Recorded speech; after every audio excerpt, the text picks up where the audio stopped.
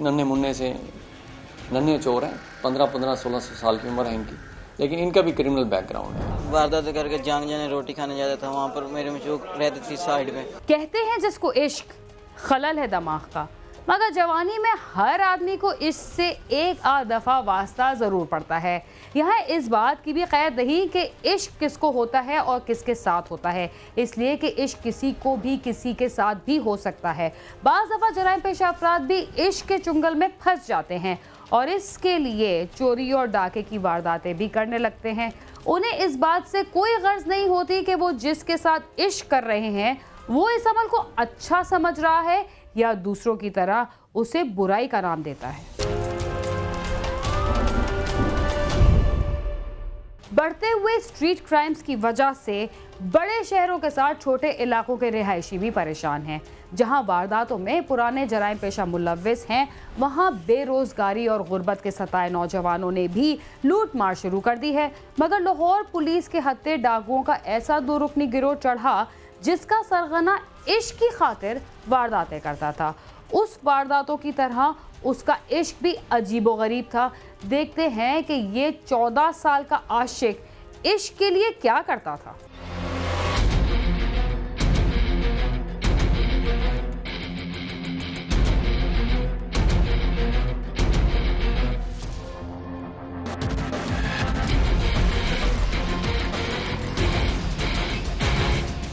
लाहौर के पोश इलाके डिफेंस में नकबजनी और चोरी की बढ़ती हुई वारदातों पर खुसूसी पुलिस टीमें तश्कील दी गयी। इन पुलिस टीमों ने कई दिन की निगरानी और चेकिंग के बाद दो रुकनी गिरोह को गिरफ्तार कर लिया। गिरफ्तार मुलजमान की उम्रें 14 और 15 साल हैं। गिरोह का सरगना अब्बास और इसका साथी फैसल 1.5 साल से वारदातें कर रहे थे। मुलजमान से नकदी, मोबाइल फोन और इलेक्ट्रॉनिक्स का सामान बरामद कर लिया गया है। डिफेंस में जो घरों में चोरी की वारदातें बढ़ती जा रही थी, लोग सोते हैं तो या दिन के दरमियान कोई दीवारें टाप के आ जाता है और वो चोरी करके चले जाते हैं, तो नकबजनी की वारदातें उसी पे CCPO साहब की और DIG इन्वेस्टिगेशन है, SSP इन्वेस्टिगेशन की हिदायत पे हमने फोकस किया, इंचार्ज डिफेंस की टास्किंग की, इनको ट्रेस करे। तो इसी में एक हमने गैंग ट्रेस की, अब्बास गैंग। आप देखेंगे कि डिफेंस में जब वारदातें होती हैं तो ग्रिल काट के लोग चले जाते हैं, ग्रिल काटते हैं और निकल जाते हैं। वो छोटी जगह होती है, तो जब हमने इन लोगों को पकड़ा तो हमें पता लगा कि बिल्कुल छोटे हैं, ये भी नन्हे मुन्ने से नन्हे चोर हैं, 15-16 साल की उम्र है इनकी, लेकिन इनका भी क्रिमिनल बैकग्राउंड है और ये बहुत ही खतरनाक किस्म के चोर हैं। दीवार टाप के आते हैं, घर में शीशा खोल के, खिड़की खोल के डिफेंस में और घर में अंदर घुस जाते हैं और जो भी जेवर, सोना, पैसा, लैपटॉप, आईपैड हो, मोबाइल उठा के चले जाते हैं।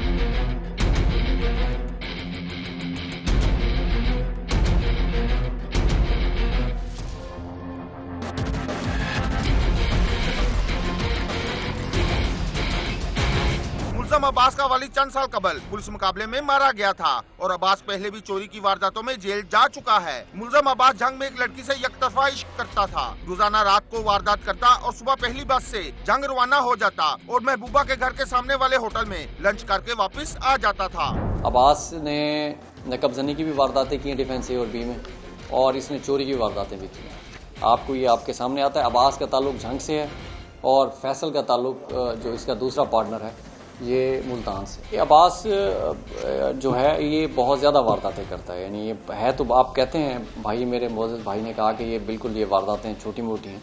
अब इसके घर से 2-3 लाख जाता है, उसके लिए तो बहुत कीमती है ना जी। तो ये वारदातें तो मुसलसल हो रही हैं, पुलिस पर प्रेशर भी बढ़ रहा है। तो अब ये जाएगा, हमारी कोशिश है कि अब्बास अगर जुवेनाइल है, ये जा रहा है ये, तो इसको रिफॉर्म हो के आना चाहिए बाहर और सिस्टम इसको रिफॉर्म करे और रखे और इसकी एजुकेशन करे अंदर, ताकि ये बाहर सीधा हो के आए और ये चोरियों से बचे। ये जिसके जाने से फ़र्क पड़ेगा। चोरियां इंशाल्लाह हमारे डिफेंस में इस तरह की नकबजनियाँ बहुत ज़्यादा बढ़ती जा रही हैं, तो इस पर काबू करने में, एक गैंग ब्रेक करने में फ़ायदा होगा।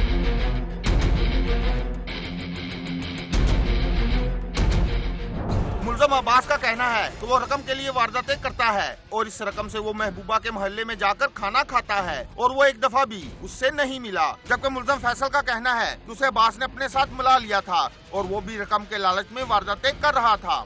चोरी करके सीधा जो पैसे थे वो झंग में जाके रोज लंच करता था। रोज बस पे जाता था और इसका लंच जो होता था वो झंग में होता था। यहाँ से डेवो पे जाता था और वहाँ से लंच करता था। इसकी कोई दोस्ती वोस्ती सी किसी लड़की के साथ, तो वहाँ उसके घर के सामने होटल था, वहाँ बैठ के खाना खाता। तो इसने सारे पैसे उसी पे उड़ाए। किसी के लिए नहीं, वैसे करते थे हम लोग, पैसे के लिए करते थे, पैसे के लिए। फिर वारदात करके जांग जाने रोटी खाने जाता था, वहाँ पर मेरे मशूक रहती थी साइड में। मैं उसके पास नहीं गया, वैसे सिर्फ उसे फ़ोन करता था बस, फिर रोटी खा के वापसी आ जाता था लाहौर। पहले मैं पकड़ा गया था, फिर जेल कर चला गया। पहले 5 वारदातें की थी, 8 उसके बाद की बस। मैं पहले होटल से काम करना, मेरे होने ना मैं दुआ सलाम थी, मैं थोड़े बहुत वारदात की थी, मैं हाँ छोड़ लेते हैं। पुलिस हुकाम का कहना है कि मुल्जमान से तफ्तीश जारी है। उनसे तफ्तीश की रोशनी में मजीद बरामदगी और इंकशाफात मुतवक्का है। मुल्जमान के खिलाफ चालान मुकम्मल करके जल्द ही अदालत में भिजवा दिया जाएगा। कैमरामैन अजहर इकबाल के साथ आमिर शहजाद, समा, लाहौर।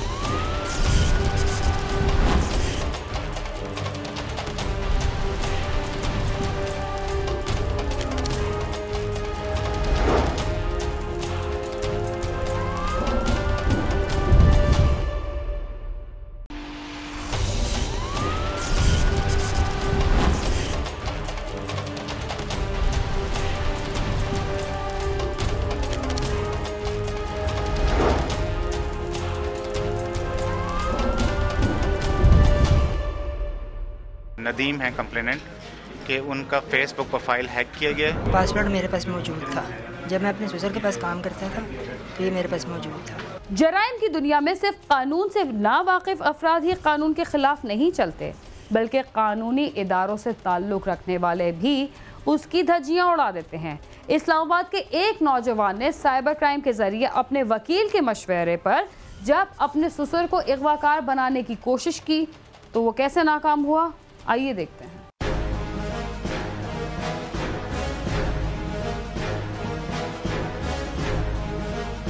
रावलपिंडी में पेश आया एक ऐसा वाकया जिसमें मगवी खुद ही अगवाकार निकला। जी हां, FIA रावलपिंडी के साइबर क्राइम सेल ने सोशल मीडिया की वेबसाइट हैक होने के एक मुकदमे में मुलजिम जैन को गिरफ्तार किया। मुलजिम ने अपने ससुर का फेसबुक अकाउंट हैक करके उस पर ससुर की जानिब से अगवा का पैगाम भेजा।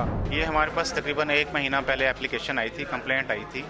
नदीम है कंप्लेनेंट कि उनका फेसबुक प्रोफाइल हैक किया गया और उसमें से एक उनके वकील को मैसेज किया गया। मुलजिम जैन ने अपने ससुर को फंसाने का मंसूबा अपने बाप और भाई के साथ मिलकर बनाया। बज़ाहिर ससुर की जानिब से अगवा का पैगाम भेजने के बाद जैन मंजरे आम से गायब हो गया और उसके बाप और भाई ने थाना वारिस खान में जैन के ससुर के खिलाफ अगवा का मुकदमा दर्ज कराने की दरख्वास्त दे दी। पासवर्ड मेरे पास मौजूद था, जब मैं अपने ससुर के पास काम करता था तो ये मेरे पास मौजूद था।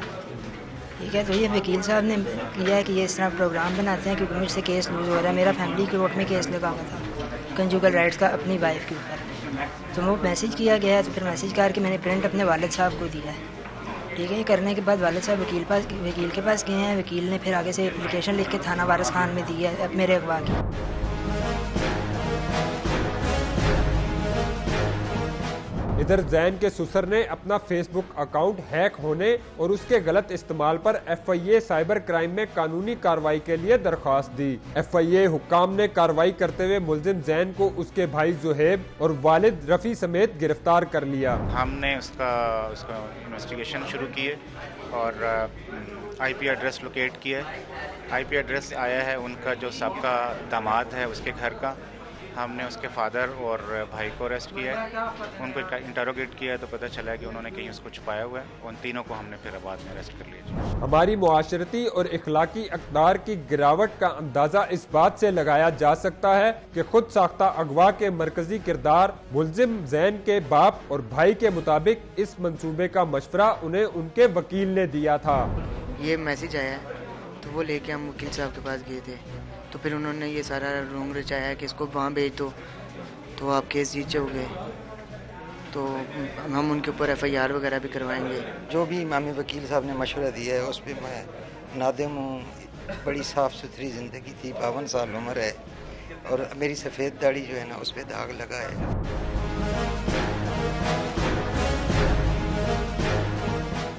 कानून और इंसाफ की फराहमी के दाई और जिम्मेदारान अगर खुद ही कानून चिकनी और नाइंसाफी पर उतर आए तो उनका एहतसाब कौन करेगा? अगर एक वकील कोई गलत मशवरा अपने किसी क्लाइंट को देता है अपने माली फायदे के लिए, तो यकीनी तौर पे उसने खुद एक गैर कानूनी काम किया और कोई कानून भी उसको भी नहीं और किसी भी आदमी को कोई इजाज़त नहीं देता। अब अगर वकील ने कुछ लोगों को इस किस्म का मशवरा दिया और एक गैर कानूनी अमल उसकी वजह से ज़हूर पजीर आया है, तो यकीनी तौर पे वो शख्स जो है वो काबिल गिरफ्त है। मुल्क में बढ़ता हुआ इंटरनेट और सोशल मीडिया का इस्तेमाल और उससे जुड़े हुए जराइम न सिर्फ मुल्क में मौजूदा कवानीन पर मुअस्सर अमल दरामद के मुतकाजी हैं, बल्कि अवाम की सहूलत और इंटरनेट के महफूज इस्तेमाल के लिए हुकूमत को मजीद सख्त कवानीन बनाने की जरूरत है। कैमरा टीम के साथ नईम जंजुआ, समा, इस्लामाबाद।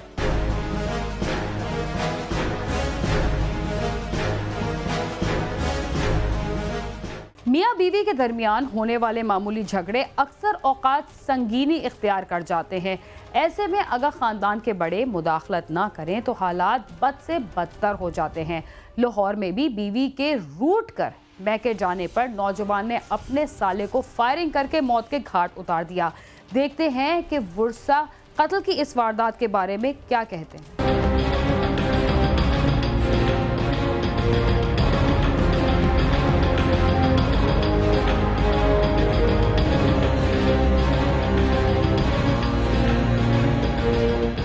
बंद रोसांदा की रिहायशी आयशा की शादी 2 साल कबल बाटापुर के रिहायशी सुलेमान से हुई थी। आयशा के मुताबिक सुलेमान स्मगलिंग करता था और मामूली बातों पर उसे तशद्दुद का निशाना बनाता था। ईद उल फितर पर उसने आयशा को झगड़े पर तशद्दुद का निशाना बनाया, जिस पर आयशा अपने मेके आ गई और वापस ससुराल जाने से इनकार करते हुए खावन से तलाक का मुतालबा कर दिया। मेरी धी व्याही सी उन्हां दे घर, मेरी धी व्याही सी उन्हां दे घर, मेरी धी नूं उन्हां ने कुट मार के ईद तो छोटियों बाद उन्हां कढ दिता। उन्होंने कहा आन के अपनी नूं लै जाओ। मेरा बंदा गया जाके लै आया चुप करके।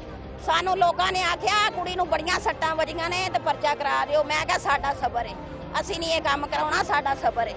असीं क्या असीं कुड़ी नहीं घल्लनी, सानू फैसला दे दिओ, साडा समान दे दिओ, असीं कुड़ी नहीं घल्लनी। सुलेमान अपनी बीवी को मनाने के लिए कई बार ससुराल आया, मगर उसने जाने से इनकार कर दिया, जिस पर उसने संगीन नताइज की धमकियां दी। चंद रोज कबल सुलेमान ने अपनी सास को फोन किया और कहा कि आयशा को वापस भेज दो, वगरना अंजाम अच्छा ना होगा। आयशा के घर वालों ने उसे खाली धमकी ही समझकर नजरअंदाज कर दिया, मगर सुलेमान अपने ससुराल आया और बंद रोड पर घर की तरफ जाते हुए अपने साले शफीक पर अंधाधुंध फायरिंग कर दी और उसे मौत के घाट उतार कर फरार हो गया।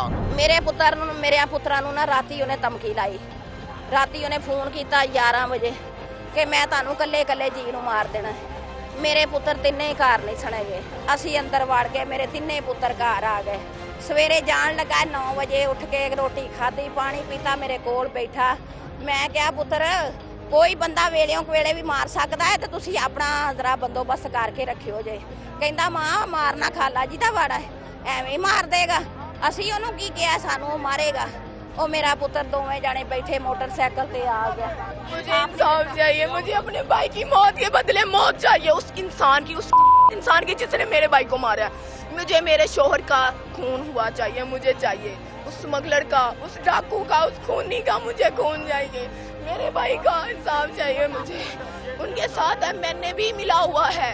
कत्ल की इस वारदात पर वर्षा सरापा एहतजाज बन गए। उन्होंने टायर जलाकर मेन रोड ब्लॉक करके पुलिस के खिलाफ नारेबाजी शुरू कर दी। वर्षा का मुतालबा था कि पुलिस मुलजम को फौरी गिरफ्तार करे। इतला मिलते ही पुलिस हुकाम मौके पर पहुंच गए और मुलजम को फौरी पकड़ने की यकीन दहानी करवाई, जिस पर मुजाहिरीन मुंतशिर हो गए। पुलिस ने कुछ भी नहीं किया। सुबह के 10 घंटे हो गए हैं, अभी तक कुछ भी नहीं हुआ।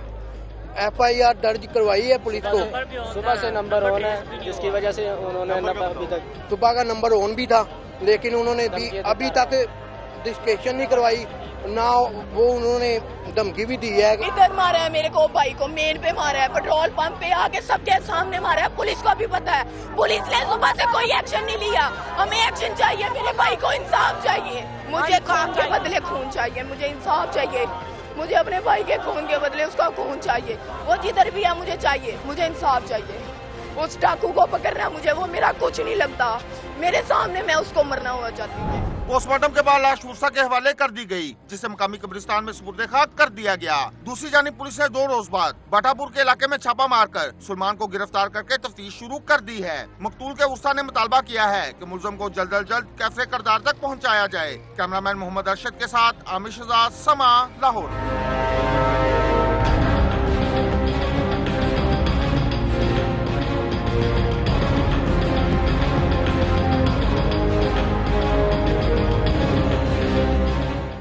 जराइम की दुनिया में होने वाली बेशुमार वारदातों में से हमने चंद वारदातों के बारे में आपको आगाह किया।